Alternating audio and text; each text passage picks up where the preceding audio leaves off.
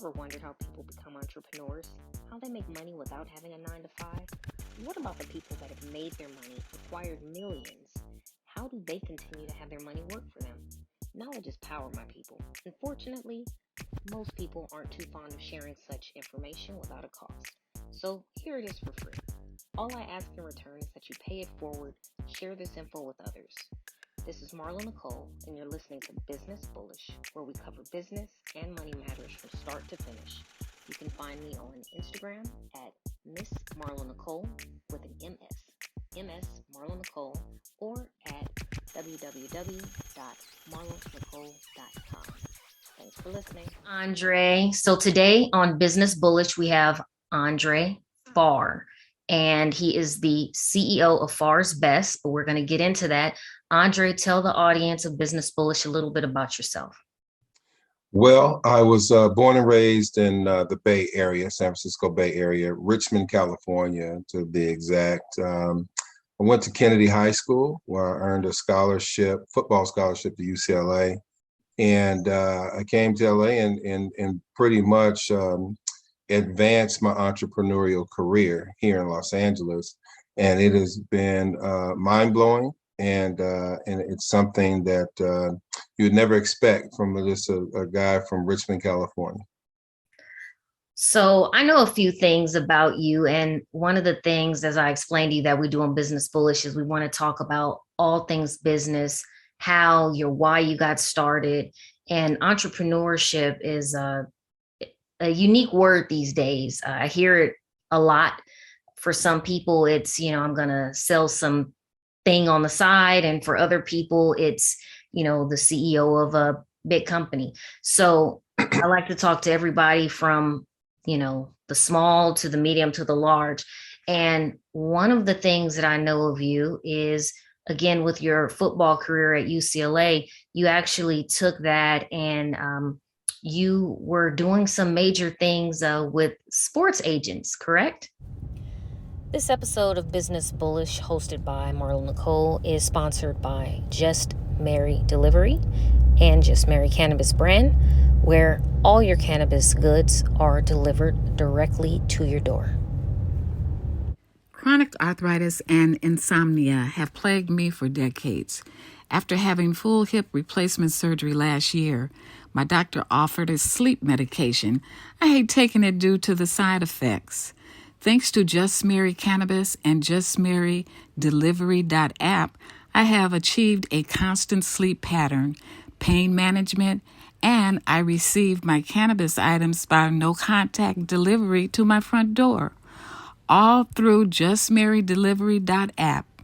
I'm convinced there's no better and safer option for me than purchasing my cannabis goods through Just Mary Delivery.app. Sure. Before that, I was promoting concerts and concert tours. I started that in high school. I was one of the original promoters for MC Hammer in high school. And then when I came to UCLA, I brought Hammer to perform at UCLA. I also brought Ice Cube and X-Clan and Public Enemy and a bunch of other things. We promoted the step show. We took the step show out of the men's gym and put it in the Pauley Pavilion. So, my business really started at 11 years old, honestly. I started mowing lawns and washing cars. And I took that money and saved it and started promoting parties at my junior high and high school and would split the revenue with the school. And so my senior year is when I asked, could we bring MC Hammer? And my principal said, no rappers. I said, well, he's really a dancer. But they didn't do it. So I went and got the local auditorium, and that's where it all started. Okay, so that brings me to the why. What was it that occurred in your life that made you want to be independently, kind of self-sufficient, doing your own thing? Because you could have said, I wanted to work, so I went and got a job, but you didn't. You actually took the time to create something. Why did you do that? In one word, freedom. Freedom. I felt that entrepreneurship and owning your own business was a way to attain a freedom that most employees never are able to enjoy. It's not just about making a lot of money. That certainly comes with it, but it's also about the freedom to do as you choose. And that was something that was important to me. Growing up, I watched my mother work, and although she made a lot of money, she still worked with people she didn't like. She didn't, maybe didn't make her day pleasant every day. And so that was not an experience I wanted. So I learned from just watching her that, yeah, get up, go to work every day, work hard, do your job, be the best that you can be. But the one thing I thought was missing was the freedom. And so that's why I became an entrepreneur, for sure. I can definitely understand that. There's nothing like freedom in doing your own thing when you feel like doing it and being able to kind of design the outcome. So going from concerts into working in the sports industry, how did that transition occur? Well, it happened because my senior year, I helped do some technical and script work, dialogue work for a film called The Program. And as a college football movie, and it went #1. And I made more money doing that film than I would have made playing pro football. And that really gave me some insight to, like, wait a minute, this business thing is really amazing, not just from a freedom standpoint, but from an earning standpoint. And I value time, and the time that I put in versus the time I would have had to put in playing football just didn't equate. So although I had 17 members of my family play pro sports, I was one of the ones who decided not to. And I'm so happy that I did not, because not only did I get the freedom that I was seeking, not only did I earn more than most, who were actually pursuing professional sports, but also I was able to impact people more than I ever thought I would. That wasn't my intention when I started out, but it certainly became one of the most important components of it. Okay. So I attended an event that you had. I don't want to misstate the name. It was sports, Oh music. yeah, Sports and Music Weekend. Yes. It was sponsored by the Carnival Corporation, and we had the Yes. CEO of Carnival there. Yeah, that's something we started some years back. In fact, the very first one I did with Beyonce, Genuine, Chris Spencer, and Vivica Fox as hosts. And we had about 25,000 people in Las Vegas for that weekend, and it was amazing. We awarded Shaq. The Lakers won the championship. It was one of those things where you were in the zone, like everything worked. Okay, everything could have gone wrong, but nothing did. So it was quite amazing. So what you showed up to was kind of the reunion of that. So it was really fun. Right. Yeah, it was a very, very nice turnout. I learned a lot about you. I think Chris Spencer hosted that show as well, if I Yes, remember yes, correctly. he was there for sure. Yeah. So Far's Best. Tell us about that. Okay, so with all my business endeavors, I think I won Entrepreneur of the Year in 2015 from the Obama administration. I found that being the CEO of the Black Sports Agents Association and chairing the executive member group, which is the top African American entrepreneur and executive group, I found that there was so much going on with my family that I really wanted to share it with them. And I felt that maybe if we can link the families together, then we could really change the community. And so when the Lord gave me the vision to start Far's Best, I really thought it was like, oh, this is nuts, because most people know, including Bishop T.D. Jakes, he said most families, all families are dysfunctional. And mine is no different. We've had a lot of success in our family, but we also have a lot of discord as well. So for me, pulling all those people together from all over the country and outside of the country, creating a nonprofit and a for-profit. It was quite amazing experience for me. So what exactly does Farr's Best do? So the first thing we did is we brought the family together. So Farr, we broke down what Farr means. And most people think it's just our kinship, our bloodline. It's kinship and friendship. Farr means faithful, accountable, respectful, and reliable. So if you're, faithful, accountable, respectful, and reliable, you are a Farr. In fact, we have 10 pastors in our group. We have several hundred members that span the United States. We're in Canada. We're in Africa. We're in Jamaica. We're in Bullish. And every Saturday we have a Zoom call. It's called the family meeting. Starts at 7:30 in the morning, and we're out by 9 o'clock Pacific Standard Time. And what we do is we encourage each other. We share information. And one of the most important things is we collaborate. We have become a collective. So many people in our family own businesses. We support those businesses. We can invest in those businesses. We can really kind of duplicate the businesses in different cities. One of the things that we're into is scaling. Most people want to grow their business, and we want to scale business. And the difference in those two is when you grow business, you have to bring more resources. Scaling is when you increase revenue, increase impact without having to increase your resources that you put into it. Right. So that's what we focused on as a group. Yeah.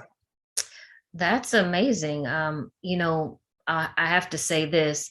That's one of the things that I think as a group of Black people, African Americans, that we suffer from is having the ability to really help and support each other.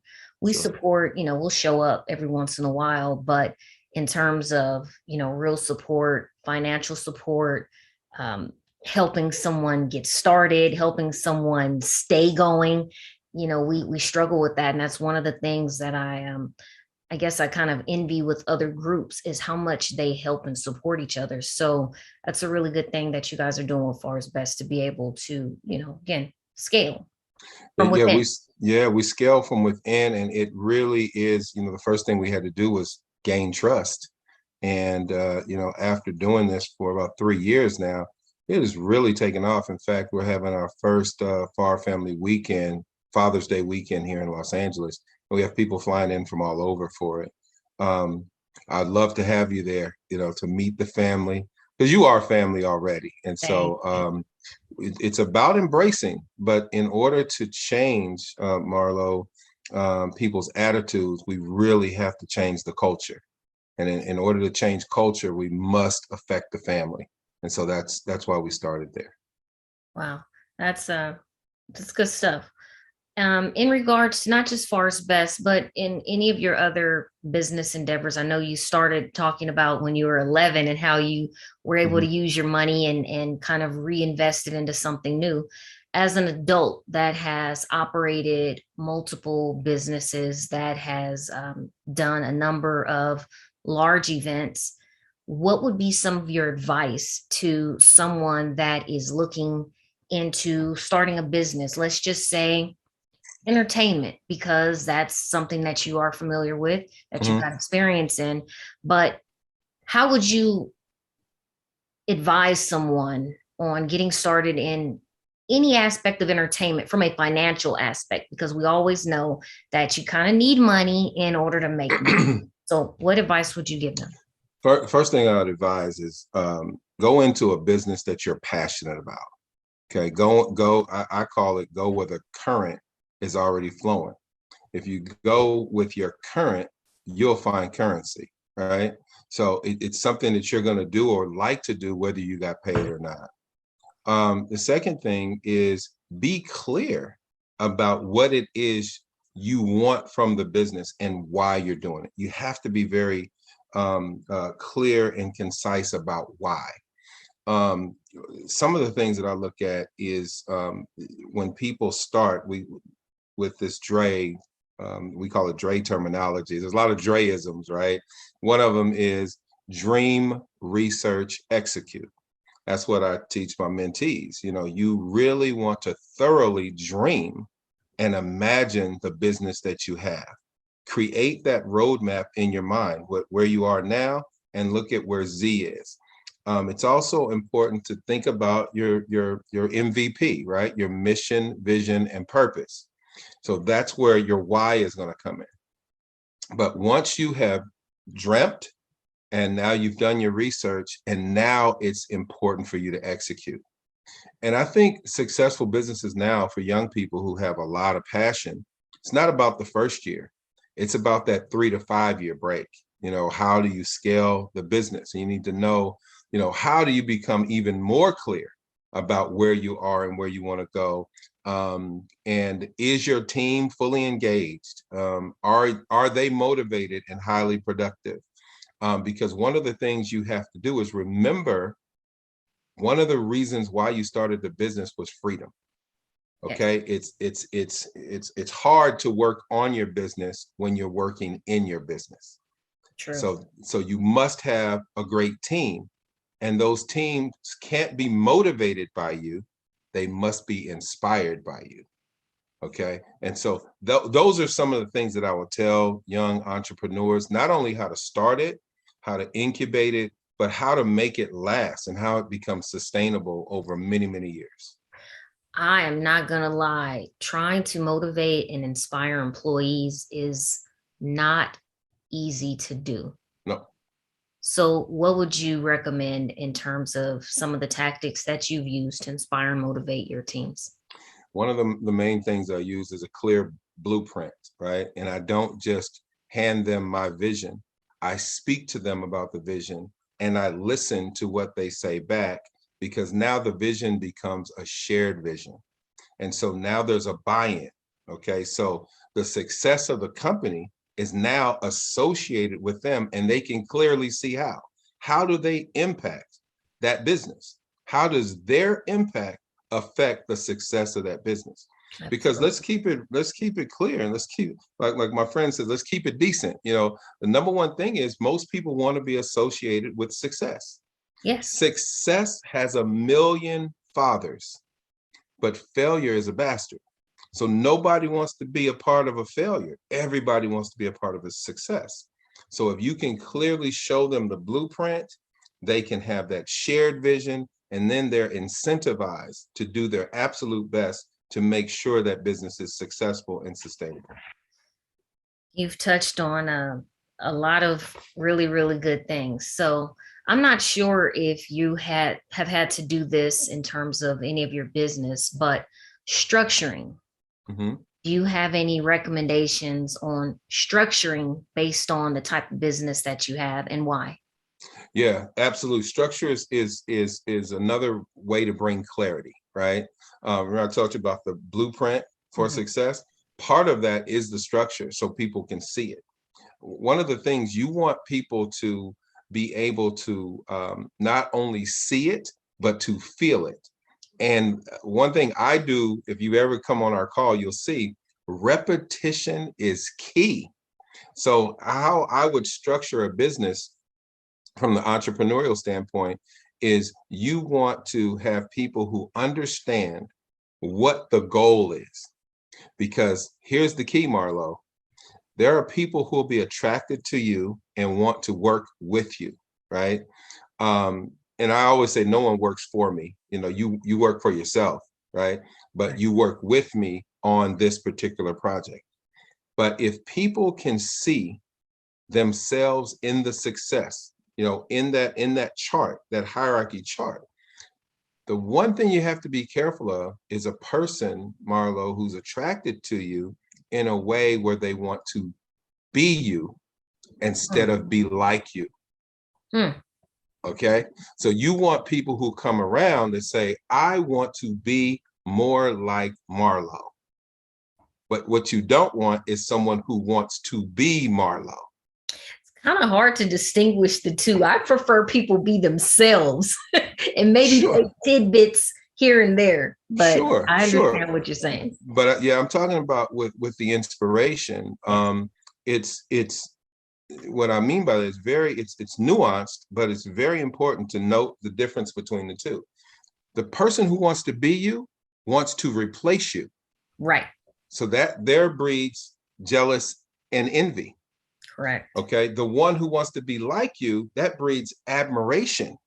Yes. Okay. So that's what you want. You want people who admire your moxie. They want to admire the intestinal fortitude you have to build the businesses that you have.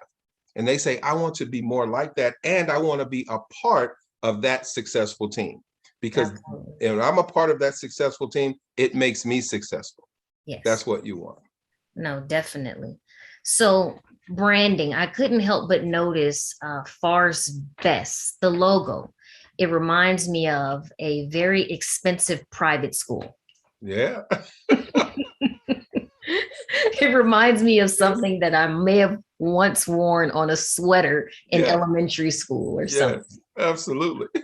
What is your take on branding and how vital is that to the marketability of a business?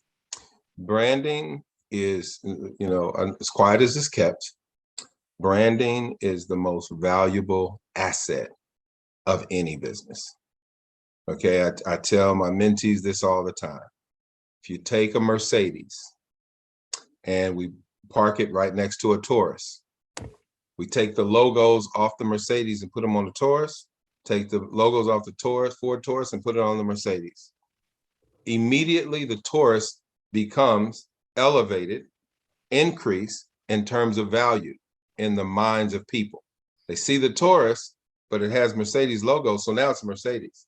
And you take that beautiful Mercedes and you put the Ford logos on there, Ford Taurus logos, it immediately drops. That's true. Okay. So branding goes directly to your asset valuation of any company. So how people see your brand and how they feel about your brand, that goes to directly in your pocketbook. Okay, for not only the success, but the sustainability of that business. So branding is clearly important. Absolutely. Okay. What was the most difficult part of your business journey? I think the most difficult part is having a very clear vision and convincing people, understanding. I'll be honest. I'll just say it. My part was trying to convince people who would not be convinced, and I'm talking about people who want to work, who I wanted to work with me. I find that the most successful people, they don't try to convince anyone. They tell them, they don't sell them.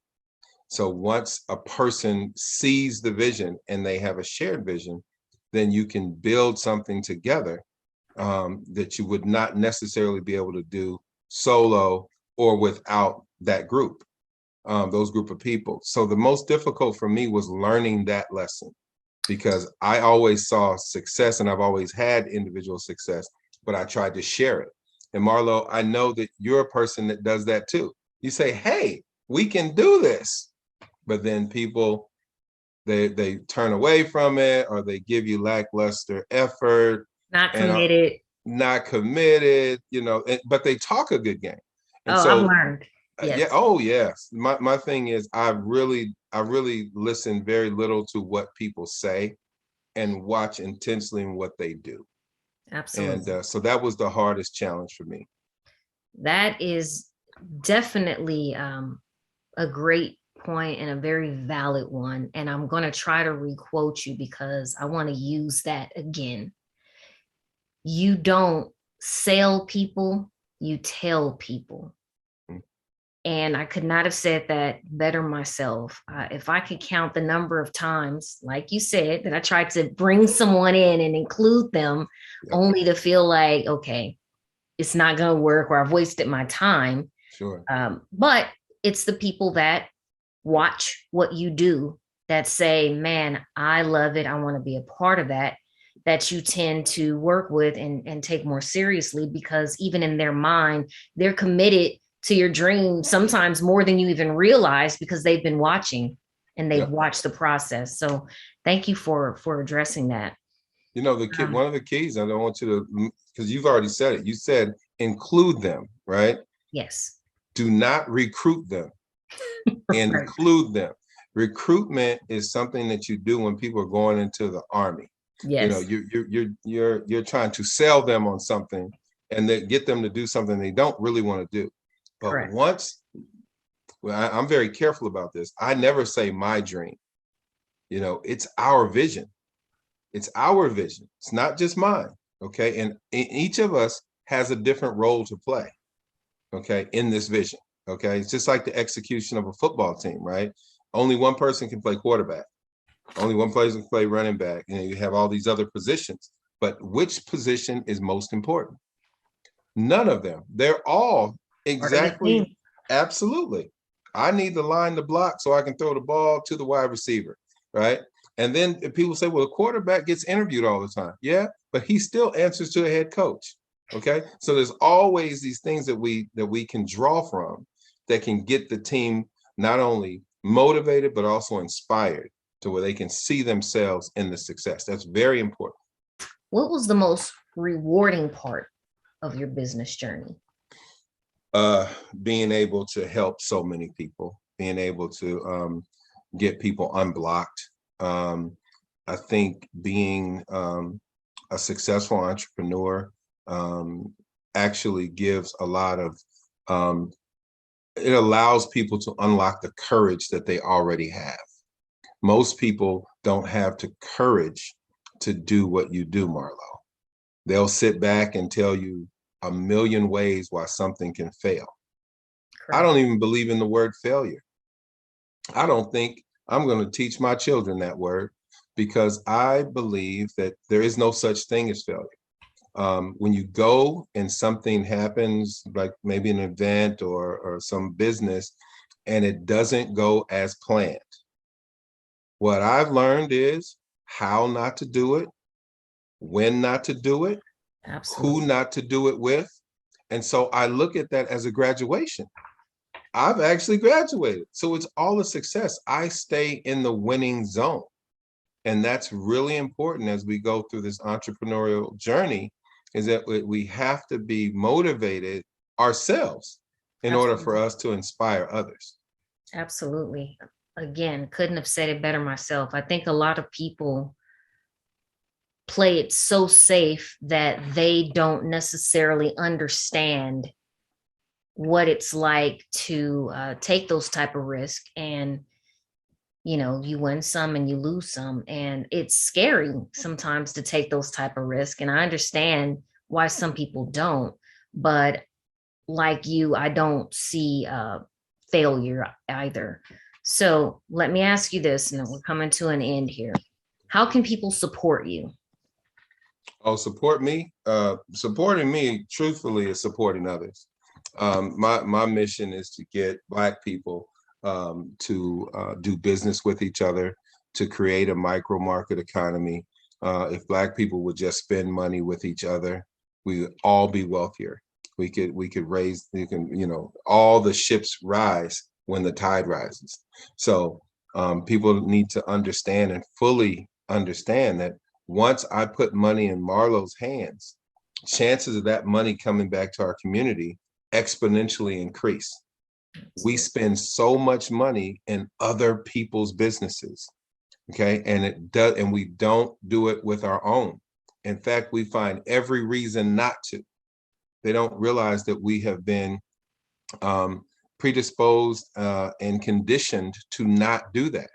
But let me share with you a quick example that I give to my young people of what that looks like. Okay. There's 3 houses lined up and all houses are equal, okay? Picket fence and everything. And everyone has a beautiful lawn and a sprinkler system.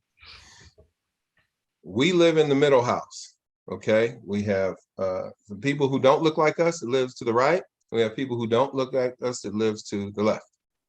Well, when their sprinklers come on, their sprinkler waters their lawn. When our sprinkler comes on, it waters their lawn. Okay. So every single time our sprinkler is opened and on, it's watering the next door neighbor's lawn. After a while, we won't have a lawn and theirs will be evergreen. That's what's happening in our community and has been for a long time. We have to start sprinkling in our own lawn in order for us to achieve some sustainability and so that we can grow. We cannot grow if we keep watering other people's lawns. It's a very good point. Can people find you on social media? Certainly. You can find me at Andre Farr on Instagram. I'm mainly on Facebook. I'm old school, but I'm on Facebook if you really want to connect with me. I need to do better on Instagram. Our website, farsbest.com, is our for-profit. It's domiciled in Delaware. It is a public benefit corporation. We've sold out of all of our angel stock. We're very pleased with that. And if you want to go to our nonprofit, our community building nonprofit, go to farsbest.org. And there you can find out everything you need to know about Far's Best. Okay. Well, thank you for joining us on Business Bullish. It was a pleasure learning about your background, your history, and how you've contributed to Far's Best. And I know you're going to do a lot more in the future. I can count on that, I'm sure. Yes. Thank you for joining us on Business Bullish. Absolutely. Thank you for having me. And I'd love to come back anytime you want. Thank you so much. Thank you for listening to another episode of Business Bullish. You can watch us on YouTube, read it on marlonicole.com, or listen to it worldwide on any of your favorite podcast platforms. Don't forget to press that subscribe, follow, or like button, and share it with friends and family. There is so much information out there, enough for us all to win. Remember, sharing is caring.